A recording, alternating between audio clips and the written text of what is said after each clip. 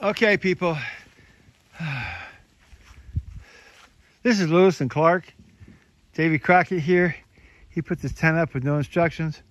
Tell him what you did.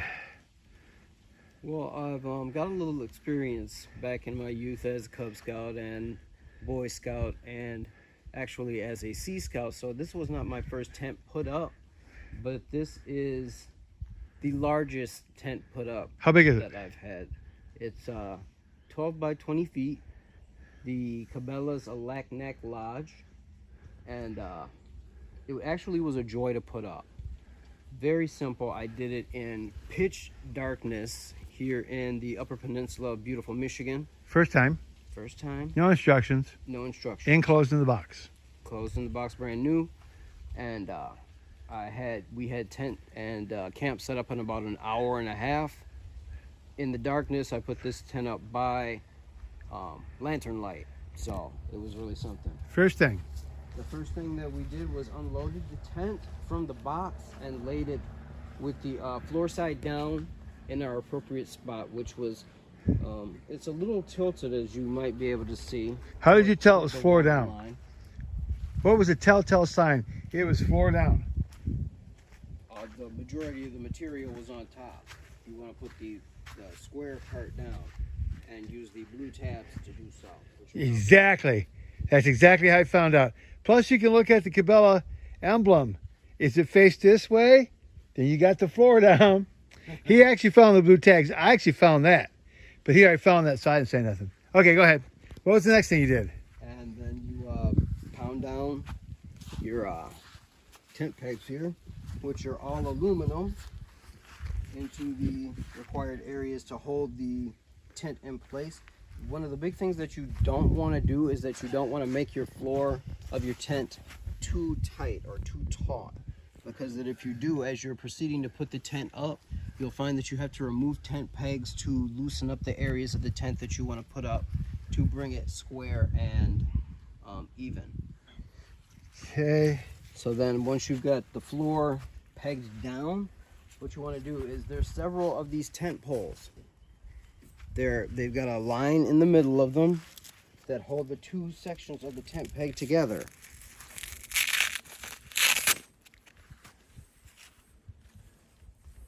And it's hard to find on this one. And then you raise the tent poles up like this, attach your line to your tent pole at the end there. These Cabela's tent lines have a special little adjustment, as you can see, that allows you to either increase or decrease the length of the line. And you can see if you apply pressure that line stays at the length that you put it. So then you can bring it back to the length that you want. I did this one, of course, in the dark, so it was a little bit short. And then you hook it over, and then you've got a tent line. Reattach your little tab there. Once you get it up. And that'll keep your tent walls a little bit more tight. So you did all four corners first? All four corners first. And they kind of fell in until you were able to tighten further? Yeah, what I actually did last night was raise the four corners of the tent. And then as the four corners went up, you bring in the additional tent poles and bring up and stabilize the walls of your tent. As you can see, like I was talking about last night, I didn't get all of the tent lines installed. Not quite like that.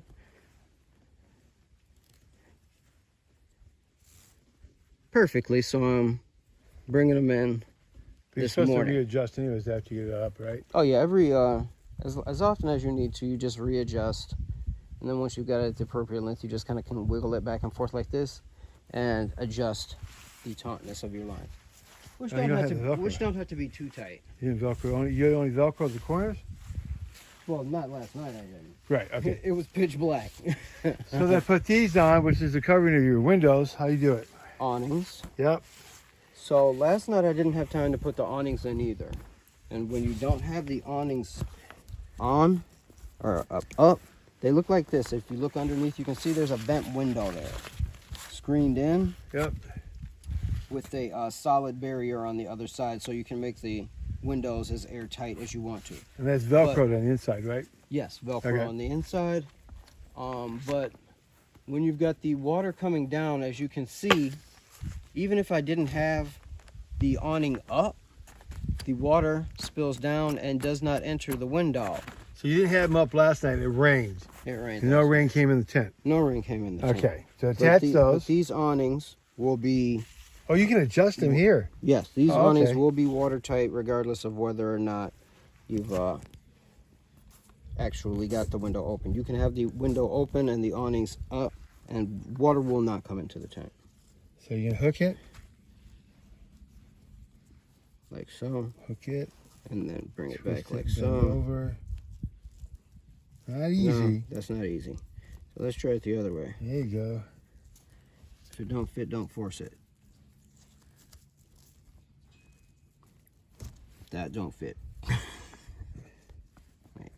There we go. Under and over. And that will hold your awning tight. There you go. Then you can tighten it up there. Tighten it up here. So you got 2 of those per window. 2 windows per side. And at nighttime, you want to make sure that you have something so you don't trip over all of these wires, these ropes. Let's see. One of the reasons that these lines are good as well is that with the other tent lines that I've experienced, they're at a prescribed length. You can have like a longer tent line out there like that one that can provide something of a tripping hazard. And with this one, you can shorten up the line and keep it closer to the tent, as I was capable to accomplish here, to keep yourself and your kids and or pets from tripping over lines unnecessarily. Look at this. Remember that window I showed you inside where it doesn't rain? You can actually zip this up, bungee it up, and you have airflow. Velcro across the bottom. Look at that. So you can, when it's raining, you can still have visibility. And when it's sunny out and hot, you've got roll it up. Screen there. And then you can clip it in. Apparently also here. The spiders like my tent. Oh, they love the tent. They're like, oh, fresh tent. Okay, zip those down, Velcro it, and there's nothing coming in there, and you can have it open even in the cold. Okay, so she did the 4 corners, then what'd you do? Okay, so you do the 4 corners. Oh, there's my hammer. Never leave your tools laying around in the rain. Oh, we did that this morning, remember?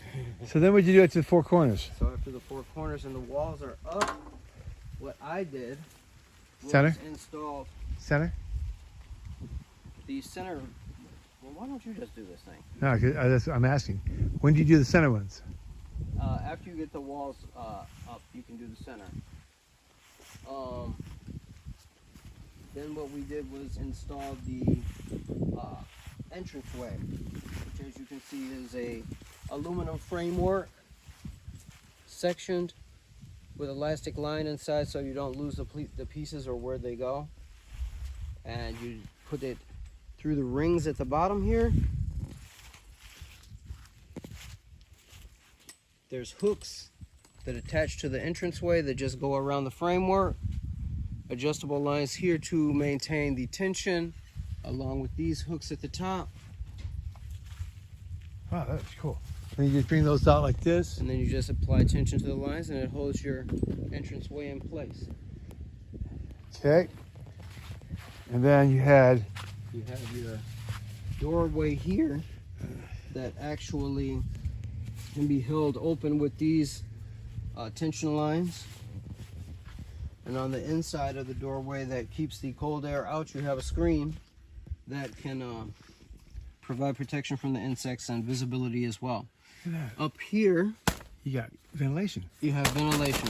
Now this is a hot tent, which means that it can actually contain a wood stove, and it's actually recommended for most of these that you only burn wood in it. We're up there, we haven't set it up because it's too warm. It's too warm. We thought we were up here in mid-October. I think today is the 12th. Something like that. This is what it looks like morning after, throwing everything in, half hour before it starts raining. And this vent here is for actually when you have your wood stove going, you don't want carbon monoxide to accumulate inside your tent. So that's a continuously open vent, as well as there are tent at the top of the tent there. you'll see those brown patches. Those are actually Oh, vents wow. as well. And they're covered so the air can go out, but the rain can't come in. The rain cannot I come did in. not know that. And we can vouch for that because it did rain last night. About a half an hour after we actually got camp set up, it started to rain, and it rained pretty good. And it was actually fairly windy as well, so I was hoping that my raising of the tent was adequate, because if not, we'd have been sleeping under a tarp. You got to zip that open and do that, because there's the hole for the... That's the hole for the stovepipe. I didn't know it came that way.